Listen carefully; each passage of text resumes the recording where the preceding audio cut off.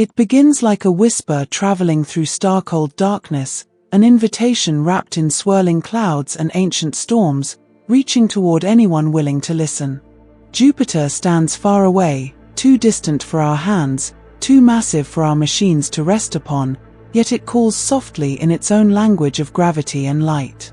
Its surface is not a surface, only moving bands of gas layered like drifting ribbons, each one older than human memory, each one shaped by winds that race endlessly around the giant's vast belly. And even though we cannot step on it, cannot leave footprints or dust behind, its presence feels strangely close, as if the quiet of night folds us into its story, coaxing us to drift deeper and deeper into a dream where we simply float and listen.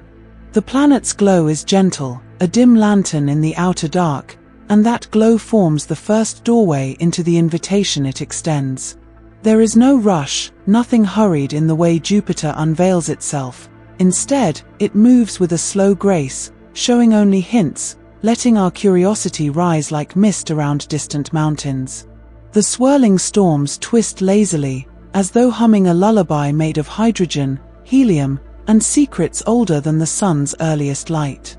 And in that lullaby, one feels the weight of cosmic time soften, letting the mind ease into a drifting calm, as though the universe itself has slowed its breathing for a moment to let us rest.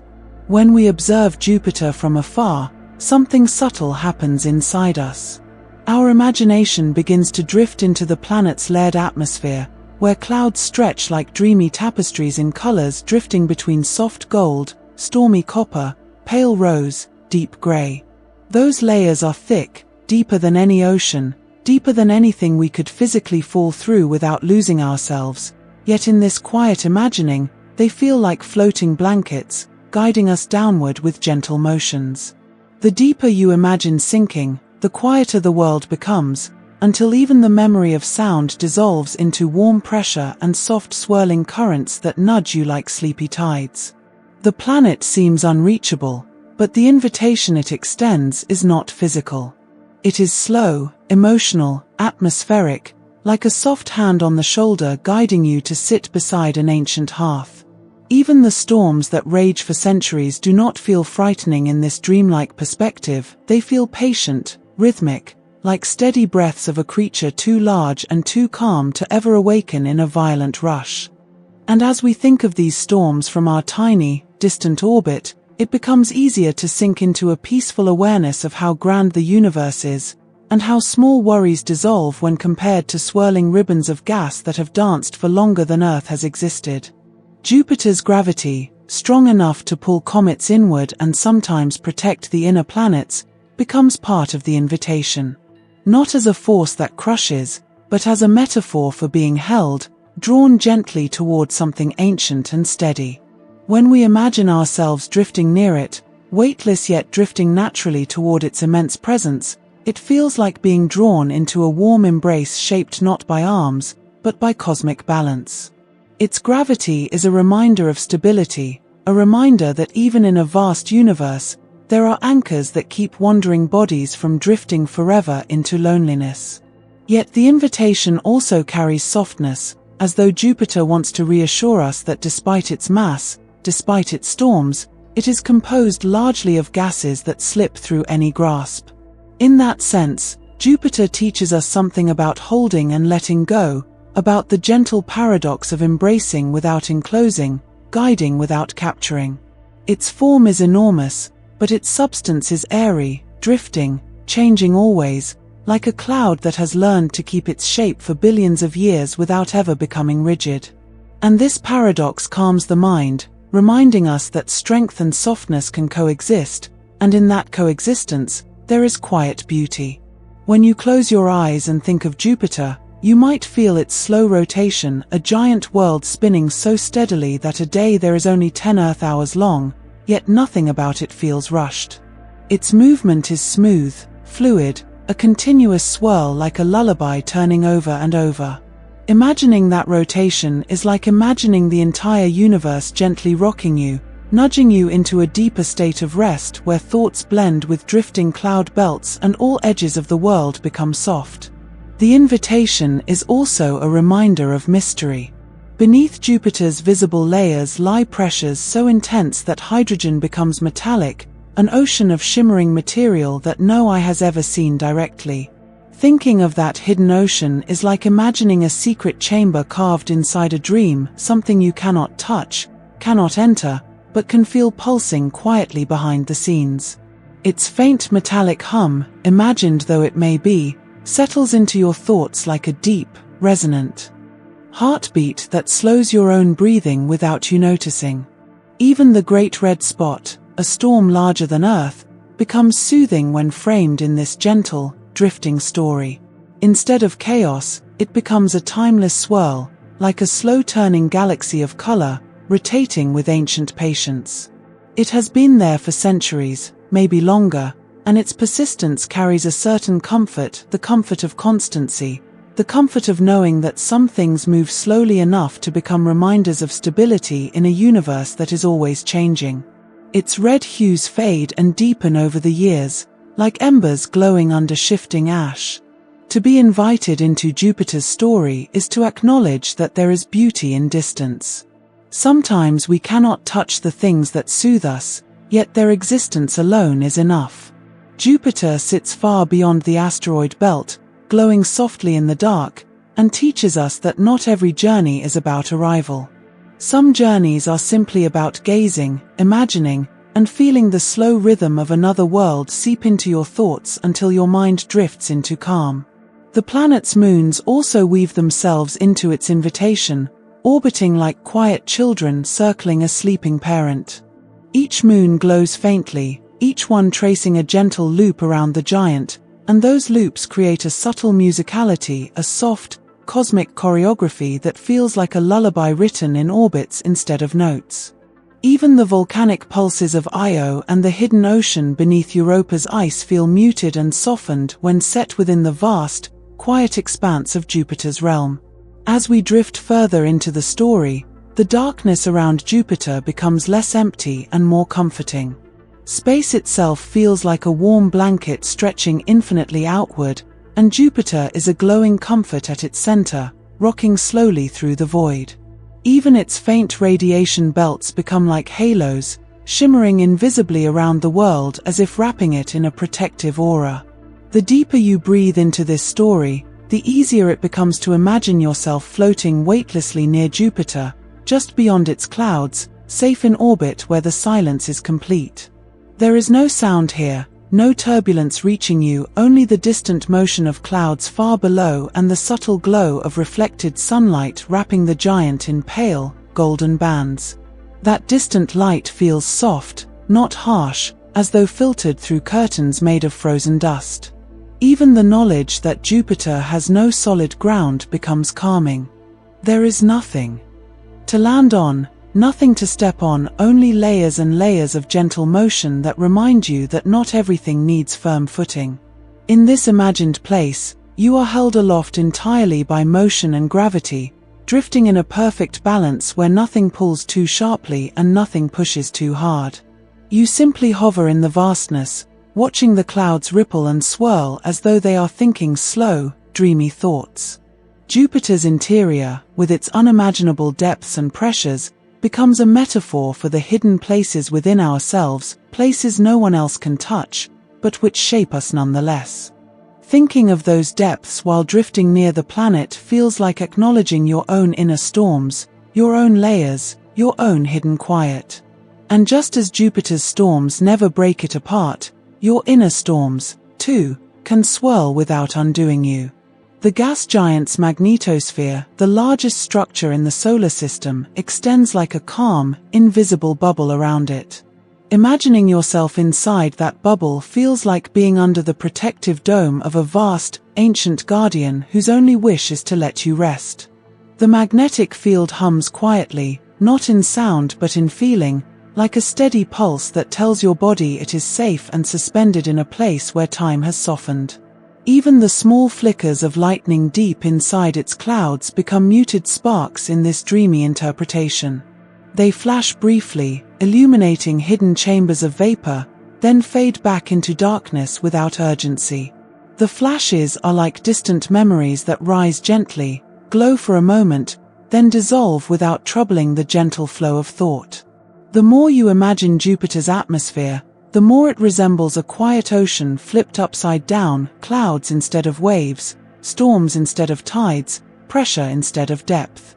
And just as the sea can lull even an anxious heart with its repetitive motion, Jupiter's endless atmospheric currents become a slow-motion ocean of calm, rising and falling in harmony.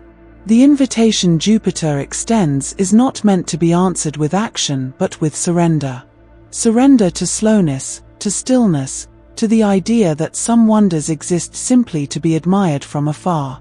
And in that surrender, something softens inside you, like a knot untangling thread by thread.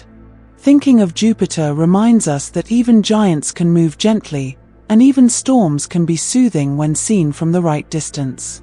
The enormity of the planet becomes a backdrop for quiet reflection, a reminder that you are part of something vast yet peaceful, ancient yet comforting. And in the final drift of this story, you realize the planet does not need to be touched to be felt. Its presence is enough to quiet the mind, slow the breath, and let you slip deeper into the soft silence of the night. Jupiter, distant and untouchable, becomes a warm, drifting dream, an invitation you accept simply by imagining it, floating there in the quiet of your thoughts, letting its gentle enormity cradle you until sleep finally gathers you into its own soft gravity. When Juno first slips into Jupiter's embrace, it does so quietly, like a traveler removing their shoes before entering a sacred hall. The spacecraft does not rush, does not force itself into the planet's orbit. Instead, it glides with a gentle humility, aware of the vastness it is approaching. The engine burns that slow it down are brief, almost whispered, and once the spacecraft settles into its looping path around the giant, it feels as though Jupiter itself has paused to acknowledge the new presence nearby. In this delicate moment, Juno becomes less a machine and more a listener, suspended in a silence deeper than anything found on Earth. As Juno circles the giant world, the spacecraft begins to tune its instruments like a musician preparing for a nighttime performance. Each sensor awakens softly, adjusting to the faint crackle of radio waves, the subtle pulse of magnetic fields, the whispering currents of charged particles flowing around Jupiter. Nothing is loud here, everything is quiet, layered, atmospheric. The spacecraft listens not with ears but with delicate detectors sensitive enough to catch the faintest tremor, the softest signature of swirling gases far below. Even Jupiter seems to move differently when observed up close. What looked like fast-moving clouds from afar now reveal deeper rhythms, motions stretching into layers that fold like soft blankets beneath one another. Juno drifts above them in slow arcs, as though watching breath rise and fall from a sleeping giant. The spacecraft does not dare descend, it only observes, respecting the way Jupiter's atmosphere protects its secrets by growing thicker, denser, warmer with depth. Like listening to a heartbeat through many blankets, Juno must decipher everything from a distance. With each orbit, the planet's poles reveal their quiet spectacles, cyclones arranged in geometric patterns, rotating in a slow, hypnotic dance. Juno peers down at them gently, like someone studying the glowing embers of a fire in the dark. These storms do not roar, they turn softly, steadily, as if humming to themselves. Juno records their movements with patience, capturing the soothing choreography of a world shaped by forces too ancient and too delicate for hurried interpretation.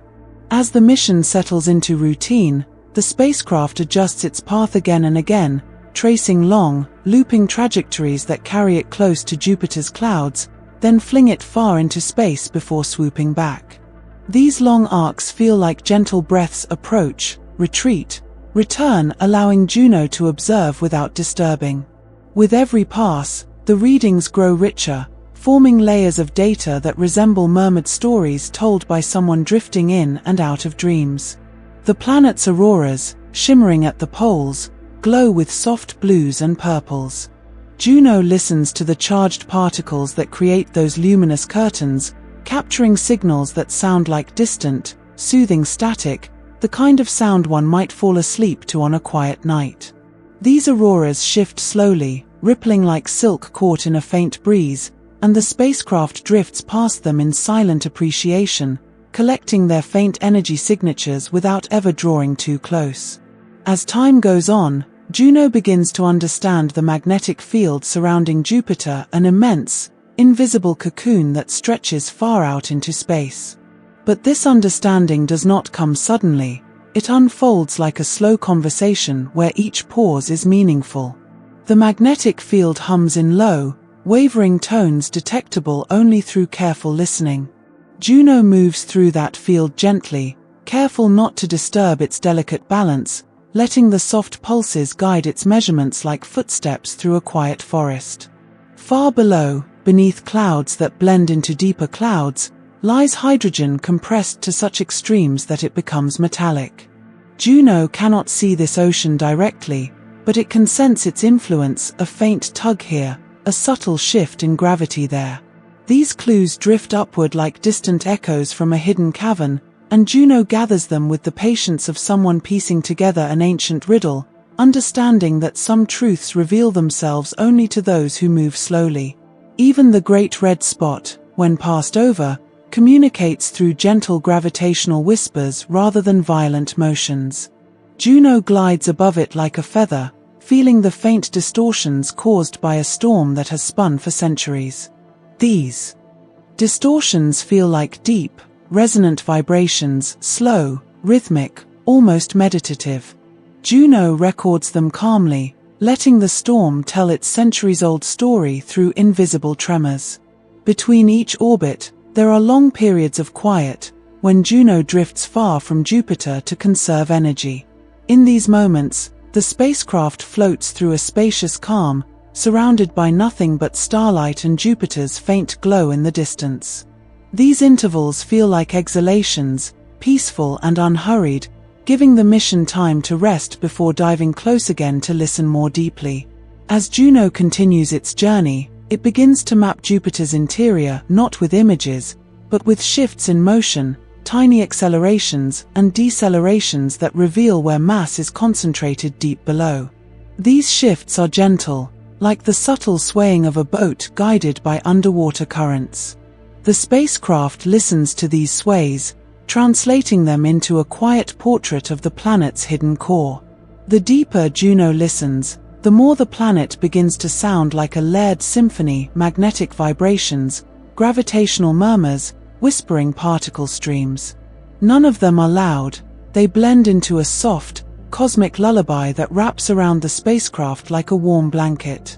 Even the harsh radiation that surrounds Jupiter becomes, in this gentle framing, a steady crackle rather than something violent, like sparks drifting from a distant bonfire. When Juno crosses over Jupiter's night side, the darkness below stretches endlessly, only broken by lightning flashes deep inside unseen clouds. These flashes glow for mere moments, illuminating the swirling vapor like lanterns flickering inside fog. Juno observes them from above, tracing their positions and strengths with delicate instruments, turning each brief illumination into a point in a quiet map. And when the spacecraft returns to the sunlit side, the colors of the clouds appear soft, diffused by the planet's thick atmosphere. Golds, creams, grays, rusts, they blend into one another like watercolor strokes brushed onto a sky-sized canvas. From this height, the storms look less like tempests and more like slow-turning patterns in a giant, dreamy tapestry. Every orbit brings Juno closer to understanding the size and shape of Jupiter's core. But the process is slow by design, by necessity. Each gravitational measurement accumulates layer upon layer, forming a picture that emerges like a developing photograph. Juno listens with the patience of someone watching a sunrise, knowing the light will come in its own time. Though the mission is filled with cutting-edge engineering and complex physics, its emotional tone feels serene. The spacecraft moves through some of the harshest environments in the solar system, yet everything about the mission's rhythm is slow, deliberate, and gentle. Even the data flows quietly, steady pulses, calm signals, soft hums carrying stories instead of noise. As months turn into years, Juno's path shifts slightly with every orbit, giving the spacecraft new angles from which to observe. These subtle adjustments feel like repositioning a pillow or turning slightly in bed, small movements meant to find the perfect listening posture. Each shift reveals new details, new murmurs rising from within the planet's depths. The more Juno listens, the more Jupiter begins to feel like a living world, breathing through storms, thinking through magnetic pulses, dreaming through cloud layers that stretch thousands of kilometers deep. The spacecraft becomes a gentle companion, circling quietly, respecting the planet's vastness and secrets. When Juno passes close to Io, Europa, and Ganymede during extended orbits, even those encounters are calm, almost meditative. The moons drift by like quiet guardians, each one keeping watch over the parent planet while Juno records their movements and magnetic signatures. These interactions add soft harmonies to the mission's ongoing listening. With every passing year, the mission becomes less about discovery and more about relationship. Juno and Jupiter settle into a rhythm, one world sharing its ancient murmurs, one spacecraft listening with unhurried dedication. The planet never stops changing, the spacecraft never stops listening. And in the spaces between orbits, in the gentle silence where data rests before transmission, the mission feels like a long, deep breath taken between heartbeats. A pause that reminds us that science, too, can be soft, quiet exploration, peaceful observation, listening more than touching. In the end, Juno's presence near Jupiter becomes less like a mission and more like companionship. A wandering visitor floating close to a giant that cannot be approached physically, but whose quiet whispers fill the darkness with stories. Juno listens, records, understands, and in doing so, transforms Jupiter's storms and mysteries into something soft, soothing, and deeply, endlessly peaceful. When Juno began to explore Jupiter's unseen layers, it did so not by touching or seeing, but by feeling, sensing the slight tugs, the faint pushes, the nearly imperceptible nudges of gravity that whispered from beneath the clouds. These tiny variations acted like soft fingerprints left by currents flowing deep within the giant planet. Juno drifted through them gently, allowing each faint pull to guide the spacecraft's understanding of what lay beneath. It was not a loud process, it was a sensitive, almost meditative one, like running fingertips along the surface of a quiet river to learn its depth. Gravity, invisible and delicate, became the spacecraft's first language with Jupiter.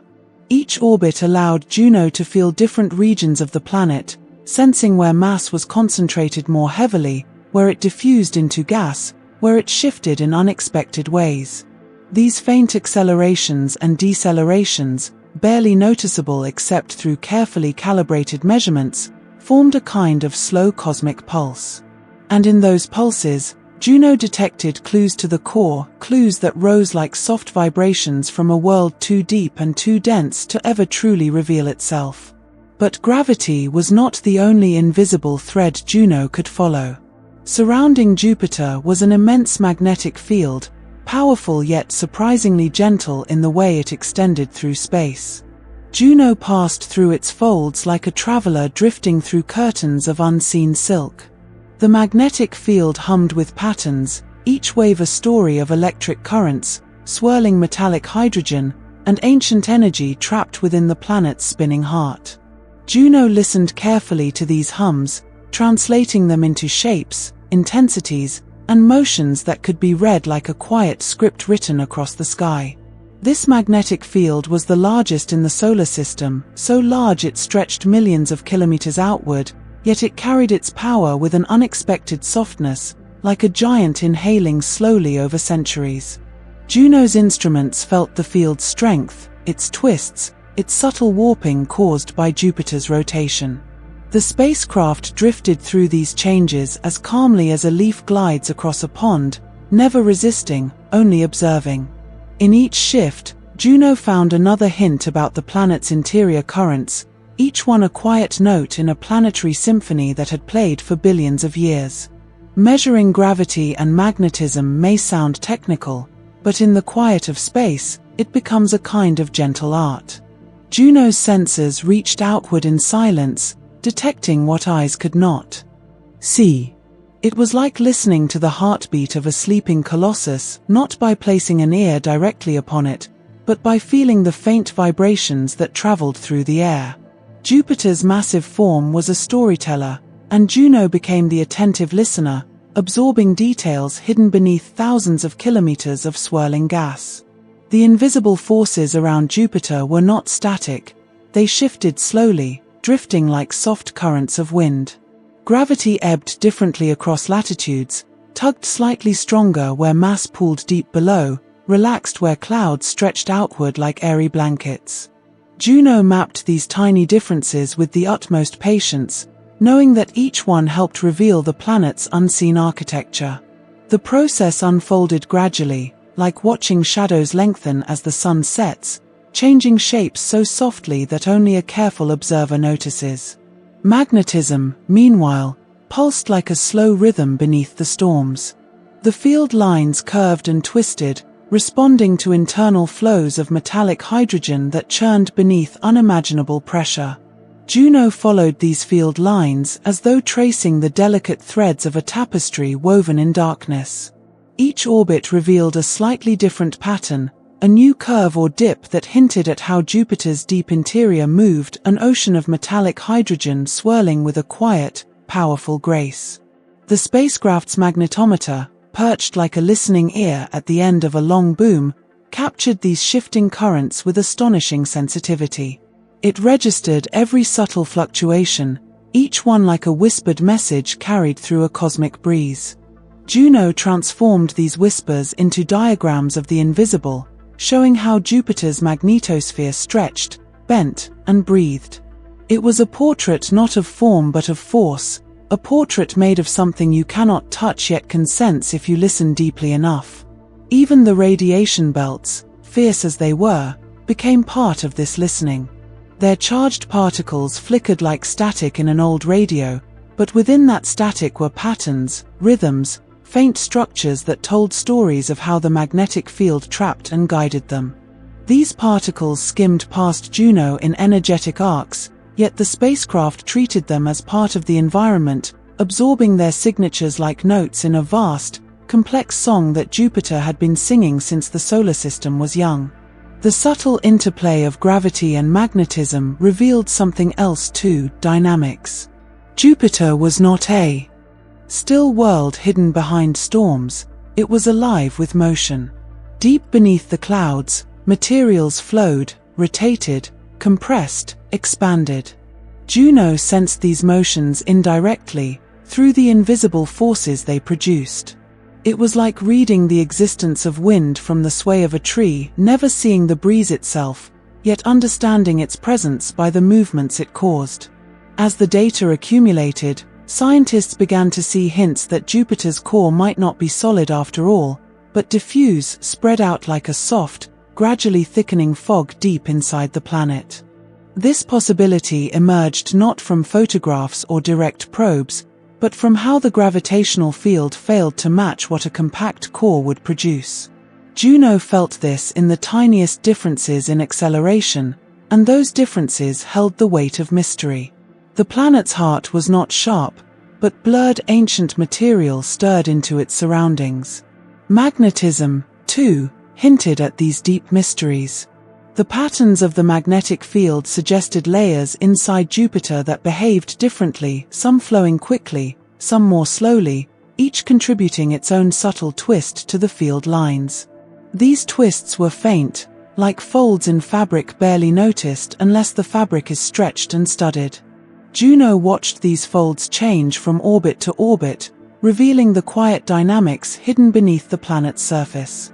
The spacecraft repeated its long, looping trajectory dozens of times, each pass offering a new chance to measure the invisible.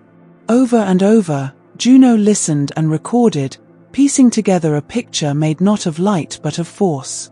And the picture grew clearer with time, like a fog lifting slowly from a field to reveal gentle contours beneath. Gradually, The invisible became understandable, even if it remained out of sight. In many ways, gravity and magnetism became Juno's conversation with Jupiter, slow, patient, quiet. Juno spoke by drifting, shifting, altering its path slightly. Jupiter responded with faint pulls and subtle waves that shaped those movements. Through this exchange, a relationship formed, one that relied not on touch but on sensitivity, awareness, and calm observation. It was a reminder that understanding does not always require impact. Sometimes, listening is enough. Juno's ability to measure the invisible also helped scientists understand Jupiter's belts, jets, and deep atmospheric currents. These motions left small imprints on both the gravitational and magnetic fields, like gentle ripples spreading across a vast pond. By capturing these ripples, Juno revealed that Jupiter's atmospheric bands extended far deeper than expected, thousands of kilometers down, where they slowly blended into the metallic interior.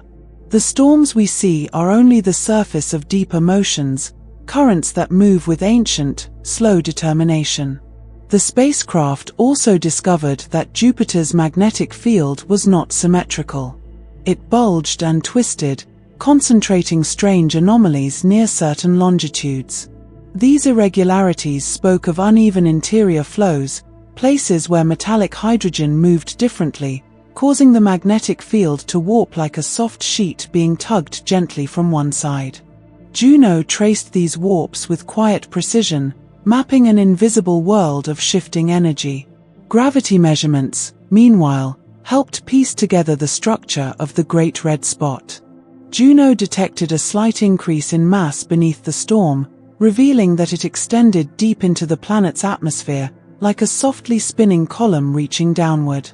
Even this detection was gentle, no sudden pull, only a subtle deviation in the spacecraft's trajectory, just enough to whisper, "There's something deeper here." As Juno orbited, its measurements took on a rhythm. Each perigee, each close pass, was like a heartbeat, a moment of intense listening before the spacecraft drifted back into the calmer distance. These pulses of data arrived like slow waves, soothing in their consistency, quietly building a map of forces that had shaped Jupiter for eons. Over time, the invisible structures around Jupiter became clearer than ever before. Not through sight, but through sensation, through noticing the slightest tremor of magnetic flux, the faintest tug of gravity, the softest change in charged particle density. These were Jupiter's stories, told not through color or image, but through subtle, delicate signals that required patience to understand. And Juno, patient by design, continued its gentle listening. Orbit after orbit, measurement after measurement, the spacecraft transformed invisible forces into quiet knowledge. It took what could not be seen and made it tangible, turning gravity's whispers and magnetism's hums into a portrait of a world too deep, too vast, too ancient to be known any other way. In this soft, methodical process, the invisible became Jupiter's voice. And Juno, drifting through the silence of space, became the one who listened calmly, attentively, endlessly, until the hidden layers of the gas giant unfolded like a slow, dawn-colored dream. For many decades, scientists imagined Jupiter's core as something simple, firm, and tidy, a solid sphere resting deep beneath layers of swirling clouds. It was an idea born from models that preferred clean shapes and clear boundaries, a core that resembled a giant rock or dense ball of ice and metals compressed over billions of years. This picture comforted researchers because it matched a pattern seen in smaller planets. Earth had a solid core, Mars once did, even the gas giants in early illustrations were shown with a neat, round seed at their centers. It felt intuitive, like believing every tree must have a trunk inside, even if its branches spread unpredictably above. This imagined core was thought to be stable, unmoving, a kind of anchor around which the rest of Jupiter formed. In early models, this compact center acted like a foundation stone, dense enough to draw gas and dust toward it during the young solar system's chaotic beginnings. By assuming such a core existed, scientists could more easily calculate Jupiter's structure, building layers upon that single, hard point like stacking blankets around a solid sphere. It seemed orderly, sensible, elegant in its simplicity, and for a long time, few questioned it deeply. In textbooks, the core was often presented as a solid mixture of heavy elements: iron, rock, silicates, maybe some exotic ices crushed into unfamiliar forms. These materials, under immense pressure, were imagined to fuse into something incredibly dense, perhaps thousands of times thicker than any stone found on Earth. It was a core that never shifted, never blurred, never mingled with the layers above it. It existed like a quiet heart, hidden beneath the planet storms, untouched by the roiling hydrogen oceans swirling around it. This view persisted because there was little evidence to contradict it. Jupiter's clouds hid everything beneath them, and our earliest spacecraft only skimmed the planet's outer layers. Without detailed measurements of gravity or magnetism, the inner world remained guesswork, and the simplest guesses often prevailed. The compact core model became tradition, passed between generations of astronomers, carried along like a story repeated because it was comforting, if not entirely proven. Artists drew it as a glowing, solid jewel, surrounded by deep liquid layers that swaddled it like warm blankets. The illustrations helped shape perception. Even scientists could not help but imagine something spherical, firm, and sharply defined. After all, in everyday experience, cores were always solid: the pit of a fruit, the seed of a plant, the center of a gemstone. The cosmos, it seemed, must follow similar logic. This belief also fit neatly into theories of planetary formation. Jupiter, in its youth, would have needed something solid for gas to cling to.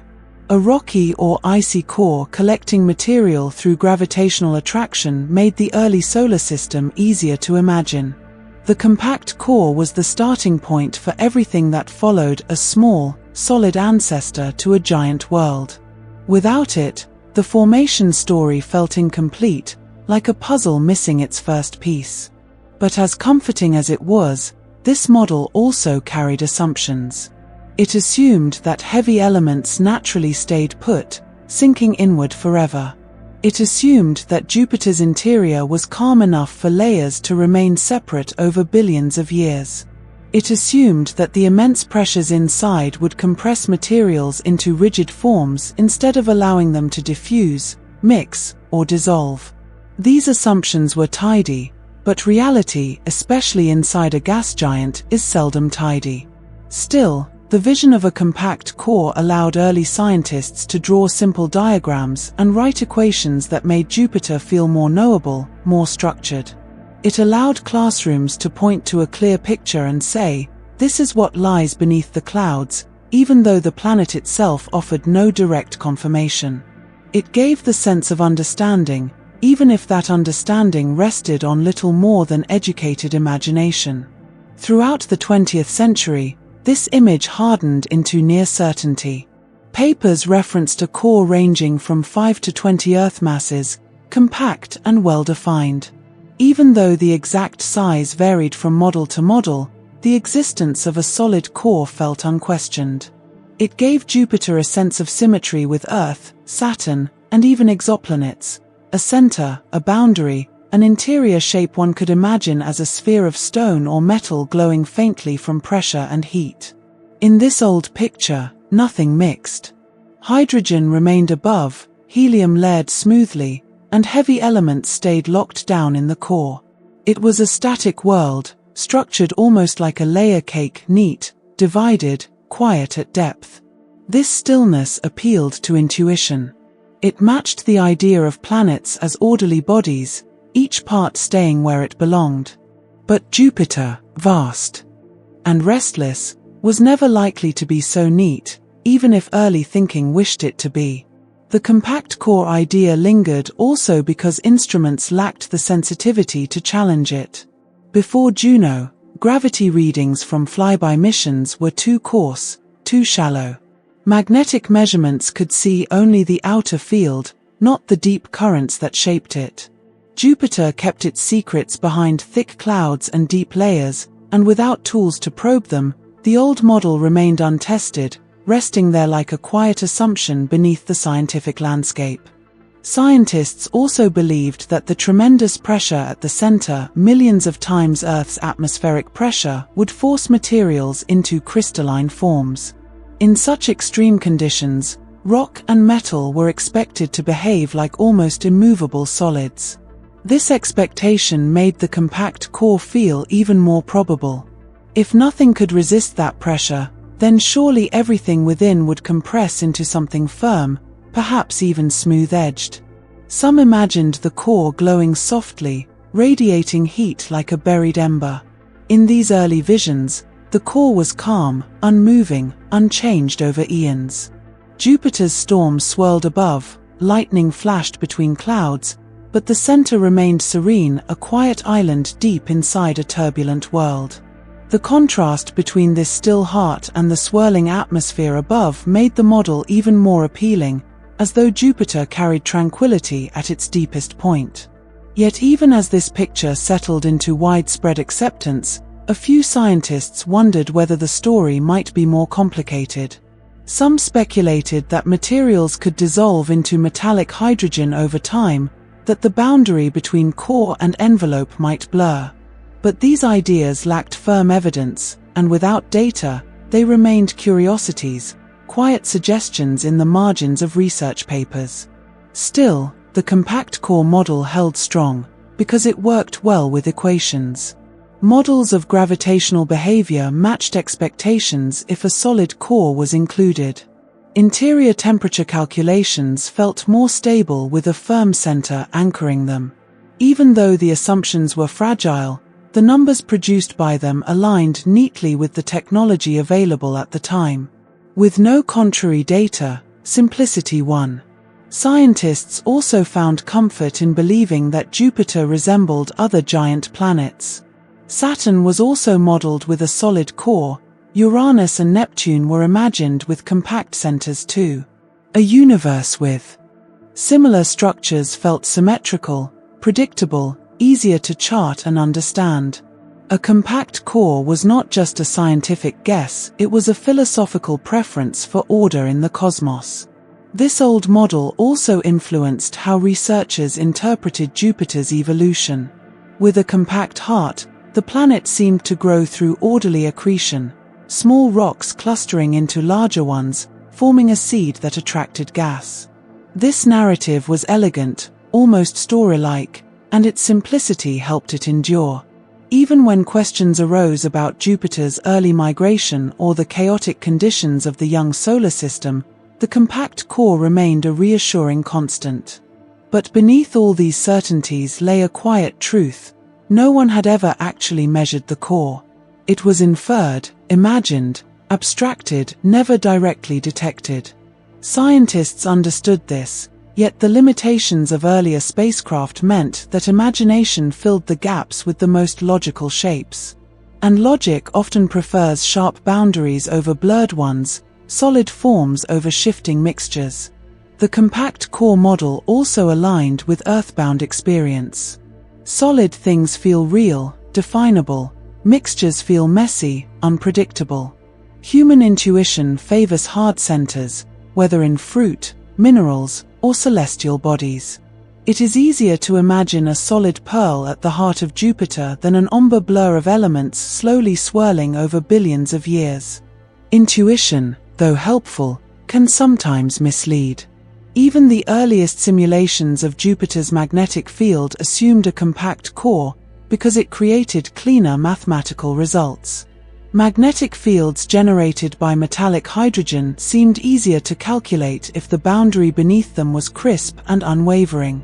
But nature does not always follow human preference, and the truth often hides in places where equations strain against complexity.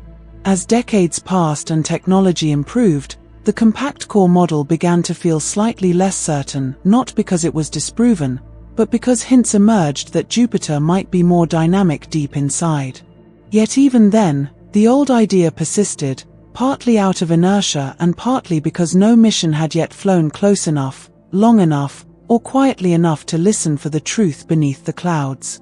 Juno, with its gravitational sensitivity and magnetic precision, would eventually reveal just how different reality was. But before that revelation, the world lived with a picture that made sense, a firm, compact center holding Jupiter together. It was a picture shaped by intuition, simplicity, and the limitations of early science, a picture that stood for generations, calm and unchallenged, waiting patiently for a mission bold and quiet enough to rewrite it.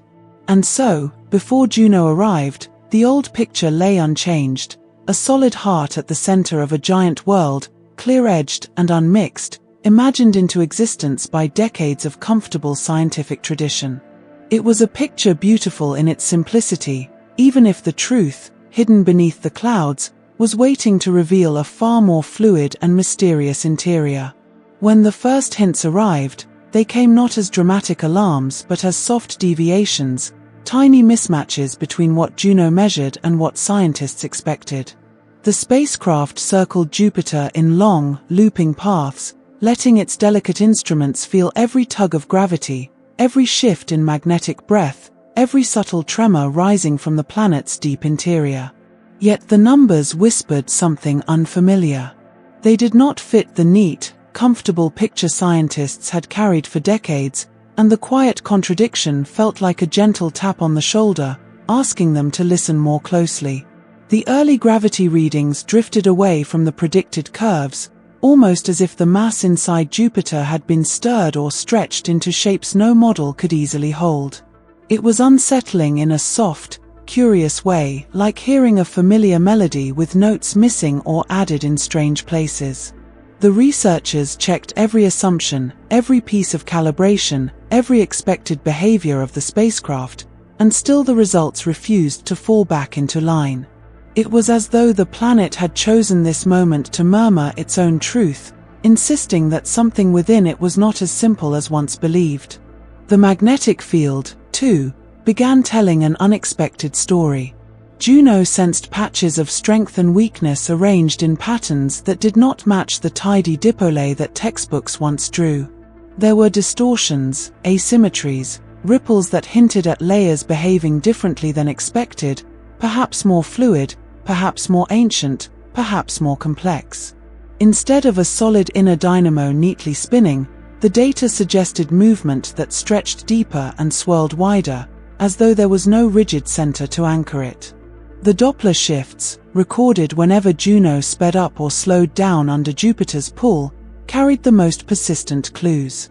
They hinted at a gravitational landscape more blurred, more dispersed, more irregular than the older theories allowed.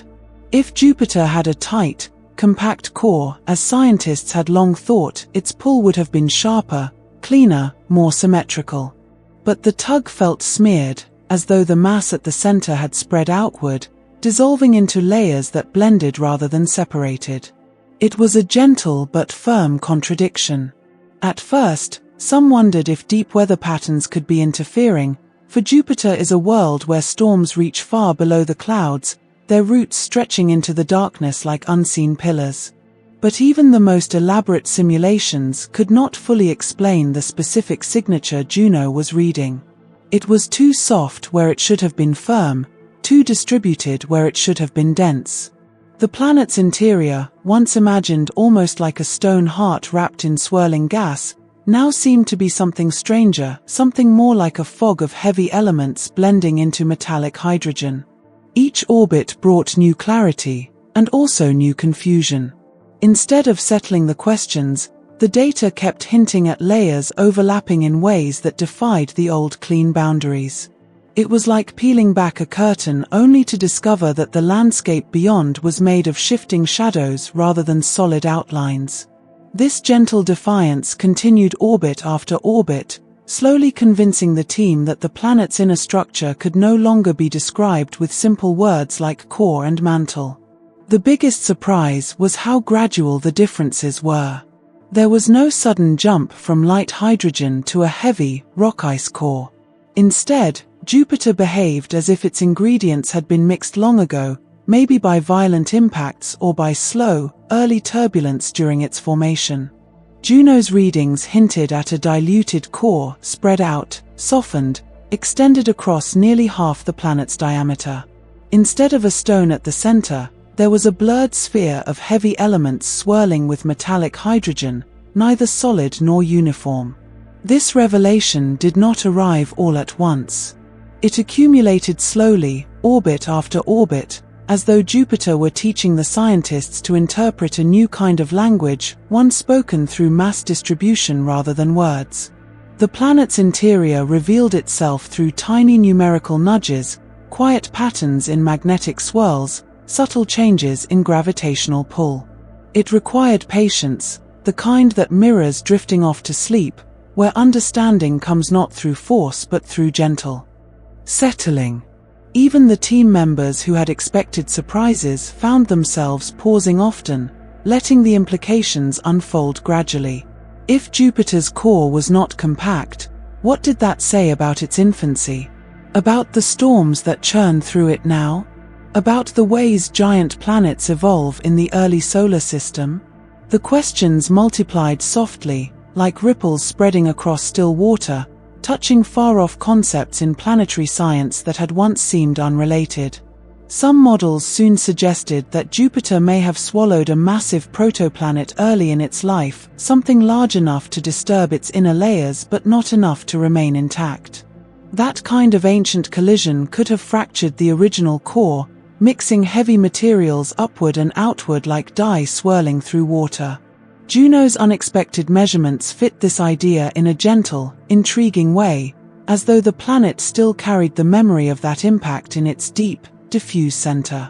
Other theories focused on slow diffusion, heavy elements gradually drifting outward from the core over billions of years due to convection and turbulence.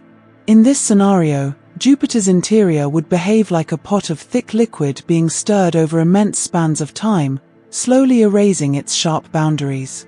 Juno's gravity clues matched this possibility too, suggesting a world whose interior composition had never fully settled into neat layers. But even as these explanations started taking shape, the surprise remained a kind of quiet marvel. For so long, scientists had pictured Jupiter's core as something simple, compact, almost reassuringly solid. Now they had to imagine something more like a vast, hazy blend of heavy materials suspended in metallic fluid, a core that was both there and not there, both concentrated and dispersed.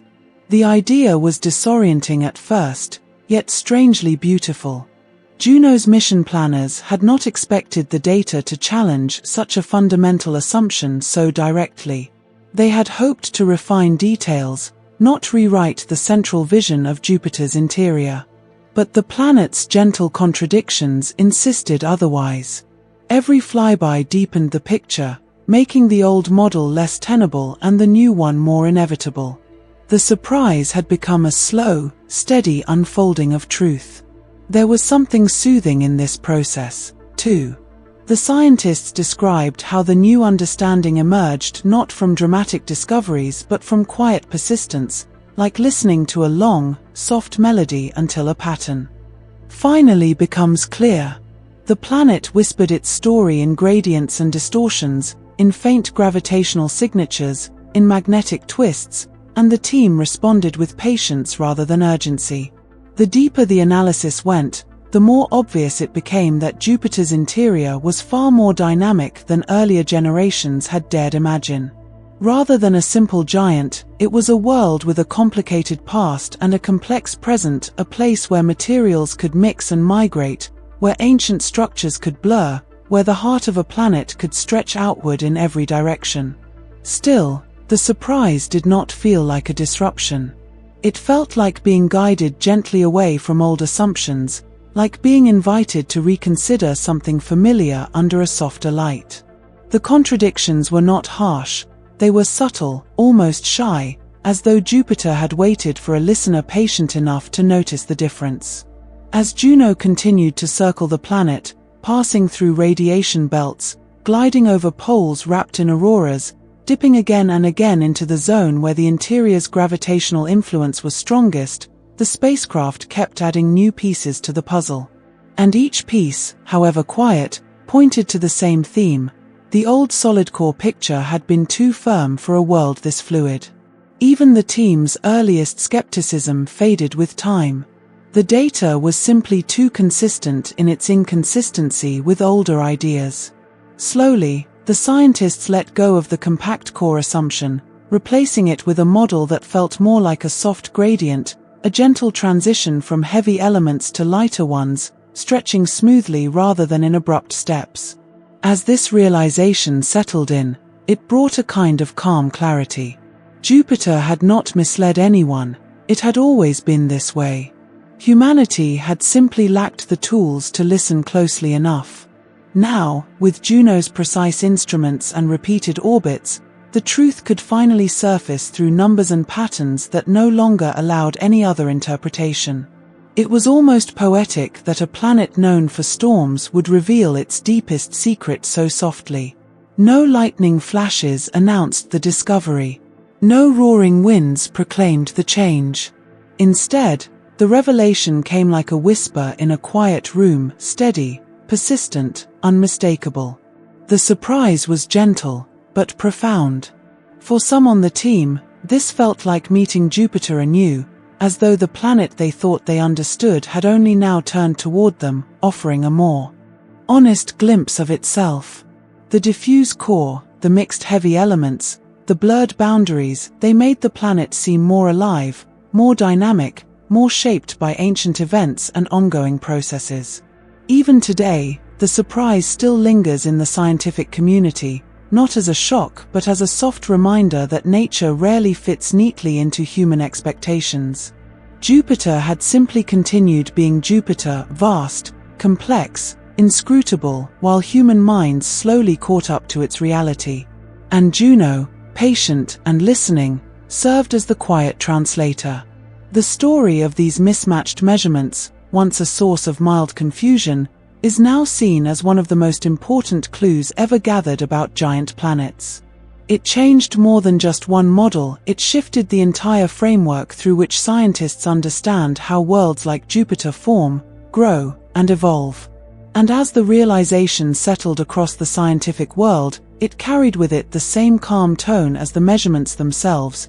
Jupiter's interior was not what anyone expected, and yet it made perfect, gentle sense once one listened long enough.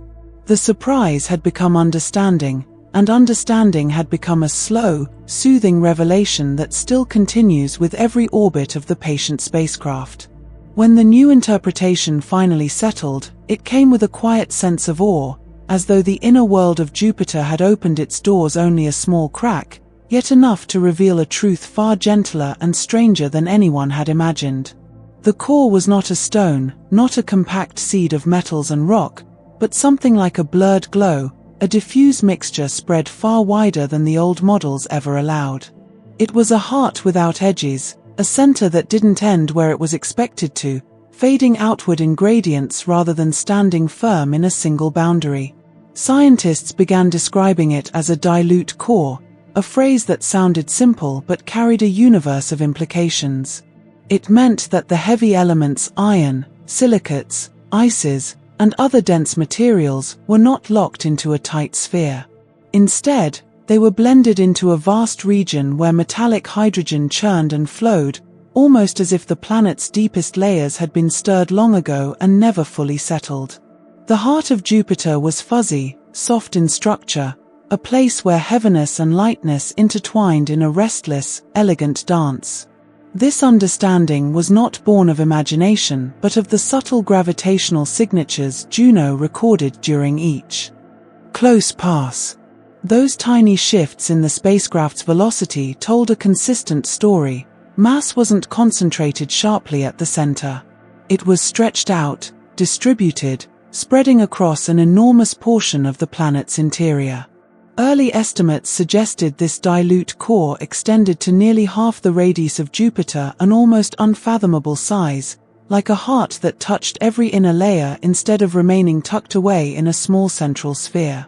Instead of thinking of Jupiter's core as a solid structure, scientists now had to envision something more like a twilight zone deep inside the planet.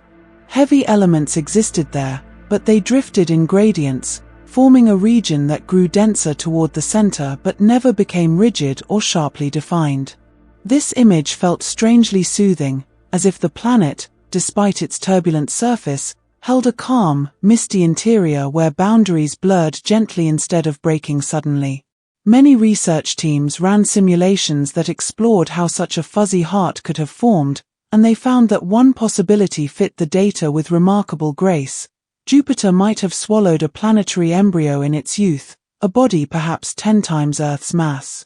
The collision could have disrupted the original core, scattering heavy elements outward and mixing them into the overlying layers. Instead of reforming into a hard sphere, these materials may have slowly diffused, creating the gentle gradients Juno now sensed. Another possibility came from the physics of metallic hydrogen and immense pressure. In Jupiter's earliest stages, turbulent convection might have stirred the core region so vigorously that heavy materials simply could not stay clumped. Over billions of years, such mixing would blur any sharp central structure. The dilute core, then, could be the natural outcome of time, pressure, and motion, not a catastrophe but a slow, steady blending. The idea carried a certain serenity, presenting Jupiter not as a planet scarred by violence but as one shaped by patient, ancient processes. No matter the path, the result was the same. Jupiter's heart was not a single object, but a region. Not a core with a boundary, but a process unfolding in depth. This alone changed how scientists thought about gas giants, for it meant that sharp divisions between core and envelope, the kind taught for generations, might not exist in many giant planets at all. Other worlds, even beyond our solar system, could hide similarly diffuse interiors, a reminder that nature prefers complexity over simplicity when allowed to work without interruption. The idea of a fuzzy heart also reshaped the understanding of Jupiter's magnetic field. Metallic hydrogen, which becomes electrically conductive under extreme pressure, was once thought to swirl mostly above a compact core. But with heavy elements mixed into this region, the flows could behave differently, creating local variations that matched the curious asymmetries Juno observed. Instead of a tidy dipole, Jupiter's magnetic field revealed knots, folds, and irregularities, features consistent with a diffuse, layered dynamo rather than a single, clean source. The deeper scientists looked, the more everything connected in soft, unexpected ways. The gravity data, the magnetic maps, the atmospheric flows, they all pointed gently toward the same conclusion. Jupiter's core was not an object but a gradient, not a point but a region, not a solid but a mixture. This realization gave the planet an air of mystery that felt almost comforting, like discovering that something immense and ancient still has secrets wrapped in hazy layers.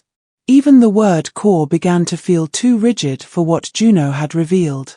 Some researchers suggested calling it a dilute central region, others a gradient interior, and still others used poetic descriptions in their private discussions, phrases like the softened heart or the diffused center. But the essential idea remained unchanged. The planet's middle was not a single thing, but a spectrum of heavy elements blending gradually with metallic hydrogen over enormous depths. This fuzzy heart also hinted at an interior that might still be evolving. Some models suggested that heavy elements could continue diffusing slowly outward or inward over billions of years, meaning Jupiter's core is not just diluted but dynamic.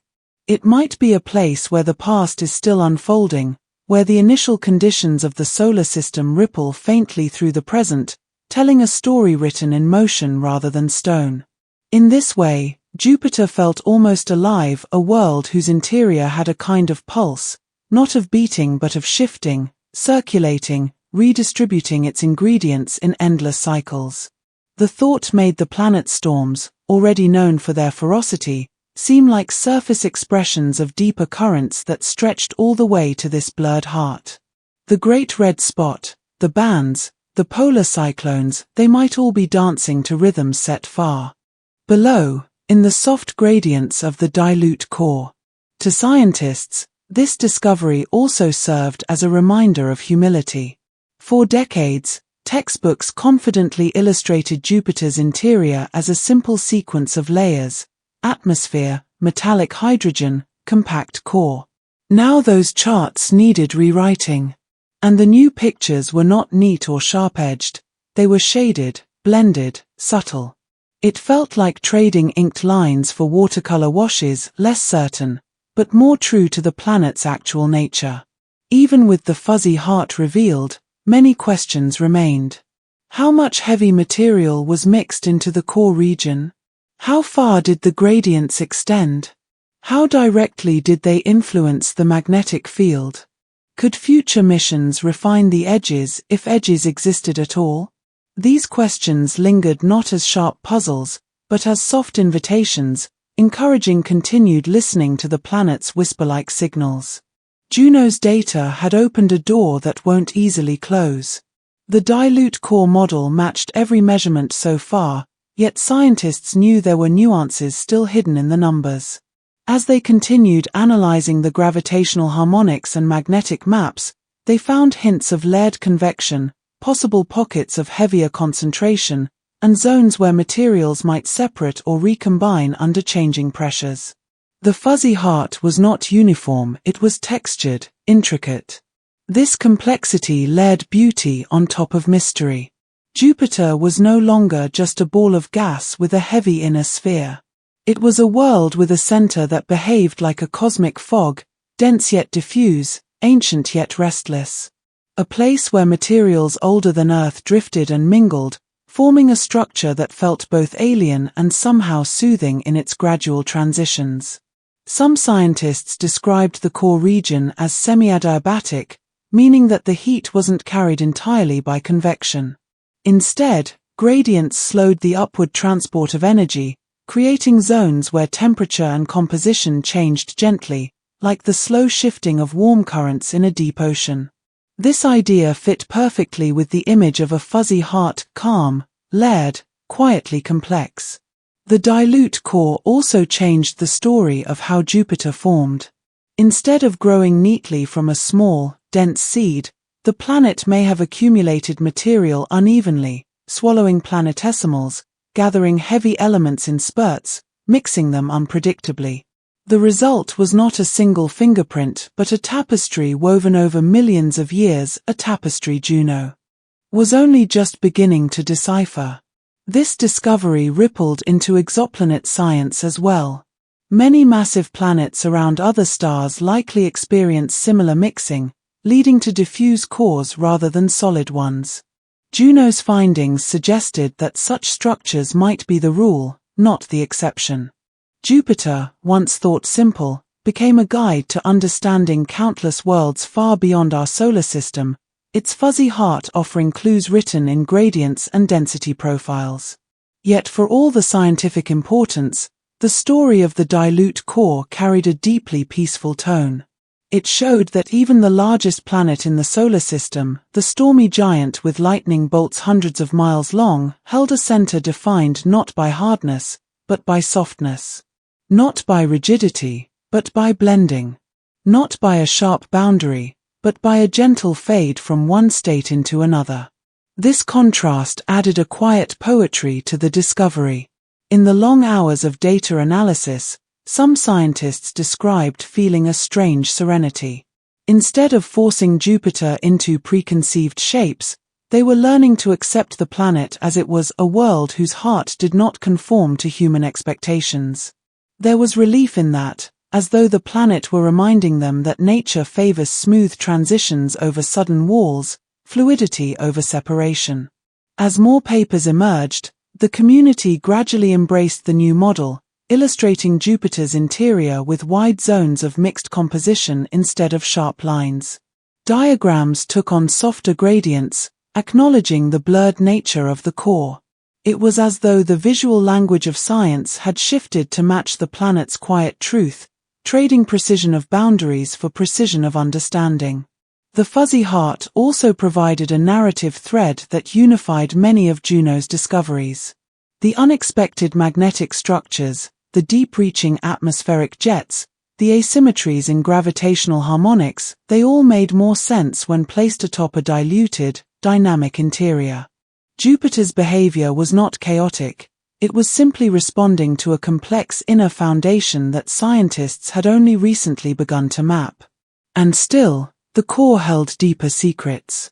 The exact proportion of heavy elements remained uncertain, hidden beneath layers of hydrogen compressed into exotic states. But the uncertainty no longer felt frustrating. It felt peaceful, like sitting beside a vast ocean, knowing its depths are real even if not fully explored. The fuzzy heart was Jupiter's ocean. A place of motions too slow and deep for direct observation, but no less real for that. Somewhere in the gentle gradients of that diffuse center lay the oldest materials of the solar system, remnants from the era when the sun was newborn and the planets were still gathering their shapes. Mixed and stirred, scattered and blended, they formed a memory not in layers but in distributions, a record written softly across the planet's interior. Juno's mission became a kind of reading of that record, translating its faint gravitational markings into a story billions of years old. The more this story unfolded, the more it seemed to have a tranquil rhythm to it. Each discovery blended naturally into the next, just as the core blended into the metallic hydrogen above it. Jupiter was teaching scientists a new way to think about planetary interiors, one that embraced fluidity, motion, and continuity rather than rigid structure. The fuzzy heart became a symbol of this new perspective. Even now, long after the first confirmation of the dilute core, researchers continue refining the model, softening its edges, adjusting its gradients, listening for any new nuance the data might whisper. The fuzzy heart, once a surprise, has become the quiet center of the story, a place where Jupiter's ancient past and dynamic present meet in a slow, soothing harmony of elements and energy drifting together in the dark. And so, the heart of Jupiter remains fuzzy, vast, and gentle in its complexity. Not an object, but a region. Not a boundary, but a transition. Not a solid truth, but a patient unfolding. A place where the deepest mysteries of the planet rest in soft gradients, waiting quietly, offering their secrets only to those willing to listen as slowly as Juno has listened, orbit after orbit, year after year. When scientists speak of something being fuzzy, they do not mean unclear in the sense of confusion. They mean that the boundaries are not sharp, that the transitions are gradual rather than abrupt. In Jupiter's case, the fuzziness of the core does not appear as a literal blurry image but as a curve, an interior profile where density, composition, and pressure shift smoothly from one region to the next. Instead of a crisp line marking where the core ends and the envelope begins, the graph shows a gentle slope, like a hillside descending into a valley with no single point where one can say, here is the edge. This profile is built from equations, measurements, and gravitational harmonics, each whispering something about how mass is arranged inside. Juno cannot see the core, cannot photograph it, cannot shine light into the deep metallic hydrogen that hides it. Instead, the spacecraft senses the way Jupiter's gravity pulls on it, tugging slightly more here, slightly less there, creating faint signatures in its motion. These tiny variations become data points, and the data points become curves, and the curves become models of the interior, mathematical portraits rather than pictures. To visualize this scientifically, imagine layering thousands of hypothetical interiors, each with a different distribution of heavy elements, and comparing them to the real measurements Juno sends home.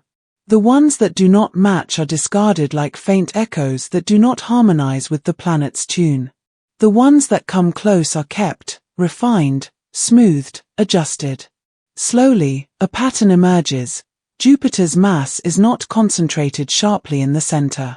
Instead, the profile shows heavy materials gradually thinning outward over a region far larger than anyone once imagined. This gradual thinning is what scientists call a gradient. In Earth's core, density jumps abruptly at the boundary between inner and outer layers. But Jupiter's interior profile resembles a long, soft transition where density climbs steadily with depth but never leaps. In diagrams, This creates a curve that looks more like a mist that thickens as one travels inward, its most concentrated region near the center but still blending seamlessly with the metallic hydrogen around it. To convey this to non-specialists, planetary scientists often say the core is diluted not because it is fading away, but because the heavy elements are mixed with lighter ones, distributed across a huge internal volume. The profile shows this mixing as a smooth gradient of composition, masses of iron, silicates, and ices spread through a sphere that spans tens of thousands of kilometers. This blending forms the fuzzy region, where the boundary is not drawn in a single stroke but painted as a gradient of color that shifts so gradually the eye cannot find the break. But the fuzzy aspect goes deeper than composition. Temperature, pressure, and conductivity also change gradually. There are no abrupt cliffs in the values, no sudden transformations that mark a layer boundary. Instead, the variables adapt smoothly as one travels inward, each step creating slightly different conditions. In science, these smooth functions indicate regions where convection may slow, where heat moves differently, where materials settle unevenly, all contributing to the gently varying structure that defines Jupiter's dilute heart. When interior modelers describe this, they often speak of radial profiles, which plot how density or composition varies with distance from the center. These graphs look like sloping hills, with the steepest parts marking where mixing may be strongest. But nowhere does the line flatten into a crisp boundary. This is the hallmark of a fuzzy core, the absence of a discontinuity. In physics, a discontinuity would appear as a jump in the curve, a sudden change, yet Juno's measurements leave no room for such a jump. In the old models, the core region was drawn as a solid sphere of rock and metal. Its boundary was a clean circle separating it from the liquid metallic hydrogen above. But as the new data accumulated, that boundary dissolved. Scientists redrew the diagrams with shaded regions instead of solid blocks, using soft transitions to show how heavy elements become less concentrated as distance from the center grows. These shading gradients became the new visual metaphor, far more accurate than the rigid shapes in older textbooks. Such a fuzzy profile means that when scientists talk about the mass of Jupiter's core, they cannot provide a single number. Instead, they give ranges, dependent on how one defines the core's extent. Does the core end where heavy elements fall below a certain percentage? Or where the gradient becomes shallow? Or where metallic hydrogen dominates? The lack of a boundary means the core is not a discrete object but an extended zone, and any number describing it carries the softness of this reality.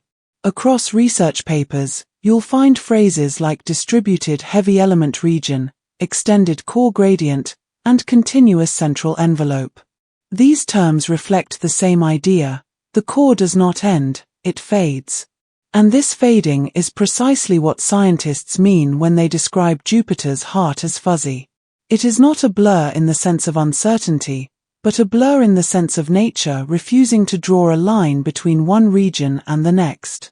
Interior models use mathematical tools called equations of state, which describe how materials behave under extreme pressures. When these equations are applied to Jupiter's interior, they produce smooth transitions because hydrogen gradually becomes metallic rather than jumping from gas to liquid or liquid to metal. Similarly, heavy elements dissolve into this metallic hydrogen at certain pressures, blending into the mix instead of forming rigid layers. The physics itself favors fuzziness, as if the planet were built to avoid sharp separations. Even the temperature profile contributes to the softness. Jupiter heats itself from within as heavy elements slowly sink or mix, and this heat is released gradually. The temperature increases smoothly with depth, preventing the formation of stable dividing layers.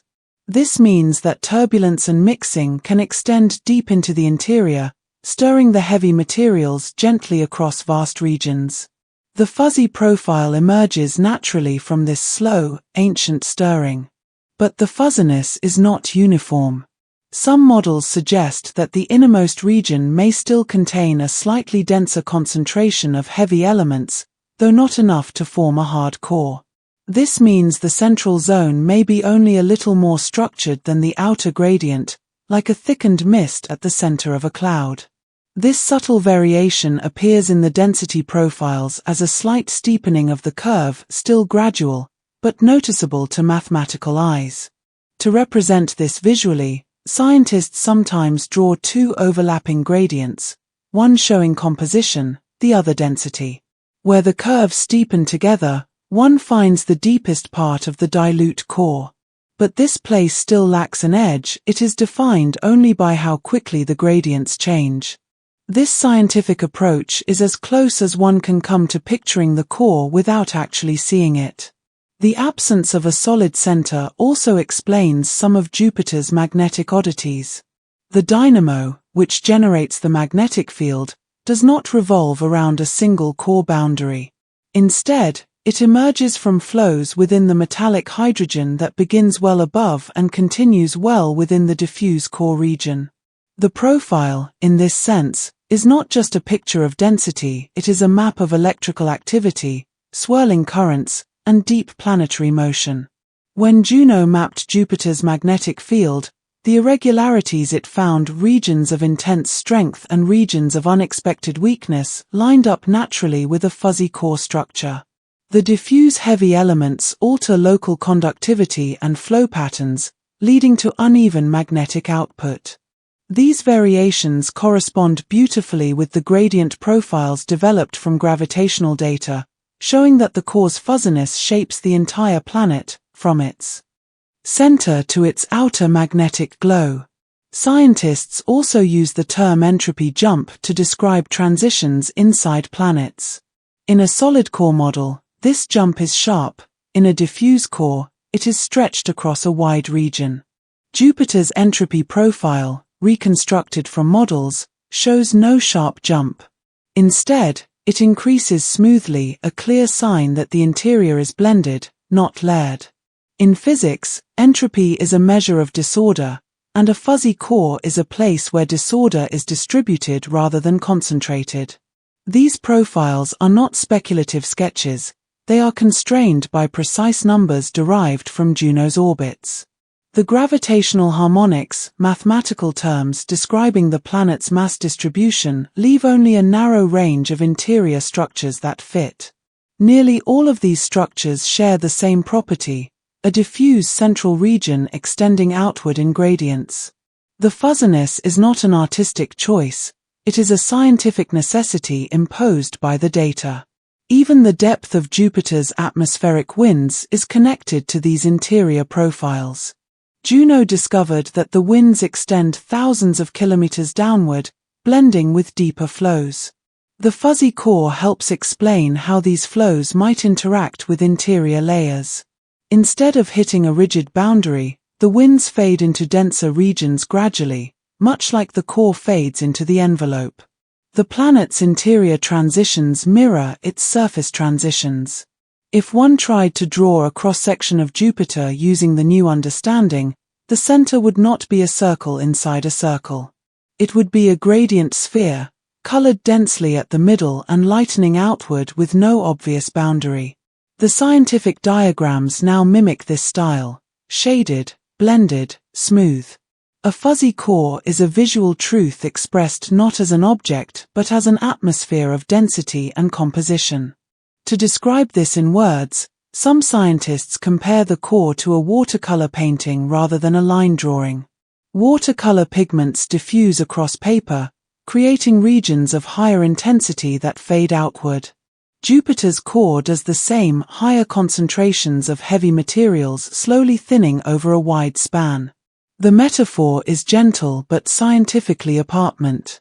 Even the total mass of heavy elements in Jupiter, estimated to be about 10 to 30 Earth masses, is distributed within this vast fuzzy zone. This means Jupiter's core is not missing, it is merely spread out. The radial profiles show this distribution clearly, proving that the fuzziness is not emptiness but mixing. The core exists, but not in the form that earlier generations imagined.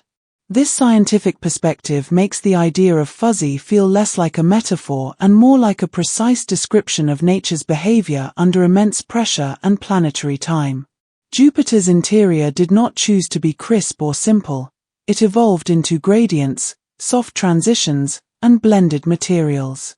The fuzzy profile is the natural outcome of billions of years of mixing, compression, and slow rearrangement. And in the end, this is what fuzzy looks like in planetary science.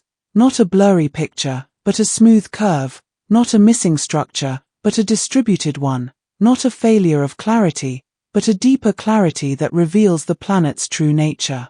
It is a profile carved in density gradients and gravitational harmonics, a quiet signature of a heart that does not end sharply but fades with dignity into the swirling layers above it, carrying its mystery in soft transitions rather than solid lines.